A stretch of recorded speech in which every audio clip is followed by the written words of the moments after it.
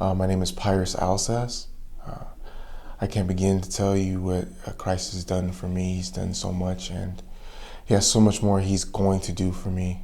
Um, my walk with Christ started since I came to the earth. My family's always been orientated around Christ. My grandfather and my grandmother, they come from Haiti, which is right now at this time, it's not very Christianity is not the, I would say, the main religion out there. More people know like voodoo, but we were blessed in a way that our parents held fast to Christ, and our grandparents held fast to Christ, and they're still alive today. Like my grandfather's 99, my grandmother, she's 89, and their prayers is what brought my family to Christ into America, and me being like a first generation Haitian, just being born in America, compared to the living conditions out there, Christ was moving the whole time. I'm so grateful for what I have today, where I could be at, and how much lack I could have. But there are times when you take those things for granted. Even though I was raised around Christ, I never was, I never really understood. It was more or less something I just did because my family did it. It was part of my culture in a sense. Christ was real to me because I've known him all my life, but I known of him all my life, but I never wanted to live for him.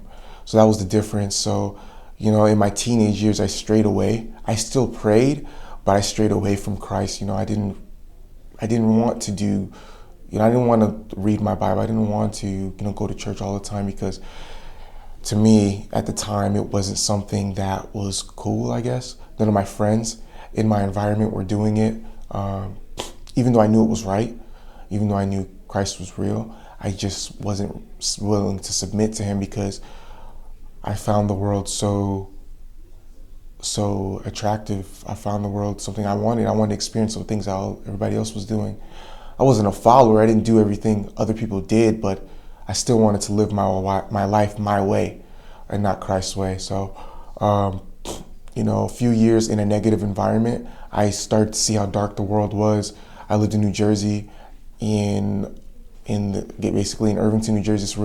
It's in the ghettos basically, and it's really negative. I see a lot of negative things. People get robbed.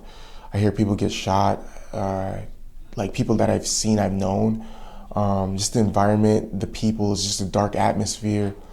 And I knew I didn't belong there. I knew that I needed something more. And my prayer life was really strong because there was like so much lack of hope there. I had to have hope in something. And I still, thanks to my grandparents, I had that foundation of prayer that, kept me through. For some reason, God still kept me through every day, of not going and falling under peer pressure and going to those places where I know I didn't belong and falling into a whole bunch of things, just sexual immorality, drugs, a whole bunch of things were surrounding me and they were offered to me.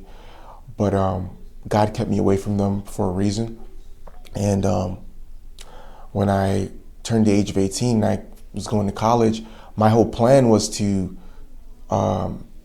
basically do what I wanted to do and live life the way an 18-year-old should, party, and just have fun, basically, world standards of fun. But Christ came into my life at that point and stopped me right there because he knew what path I was going to go on. He knew what path, and he knew where my family was, and he answered pretty much the prayers that my grandparents have had for their whole lives, constantly praying for the youth, constantly praying that we honestly just give our lives to Christ. And Christ heard that, and he called me. He called my whole family, all the youth in my family, and we all came to Christ. And it was a beautiful thing because I finally understood what my parents, my mother, my father, my grandparents were always praying about. And instead of it becoming a chore, instead of it becoming something that I just did because it was something to check off, the list. Okay, I prayed, I went to church. It was something that I desired, and I didn't understand why. I just knew God was real, and I needed to know him more. I wanted him more. And since the August of 2011, I've been changed. It's all glory to God, because the whole way he's made changes in my life, and he's been evident so much. There's been so many things that have happened to me that I've seen his power. Even supernaturally, I've seen his power work before I even came to Christ. So I knew there was another power out there. I knew Jesus was real, but I just needed to submit, and God knew I would submit eventually. But he was patient with me, and I thank God every day for every day he's granted me, and how he still works with me today, because I still have a long way to go. And I just appreciate everything that God has done, and that he's going to continue to do for me. And I see his power just working in everybody. I just give him the glory.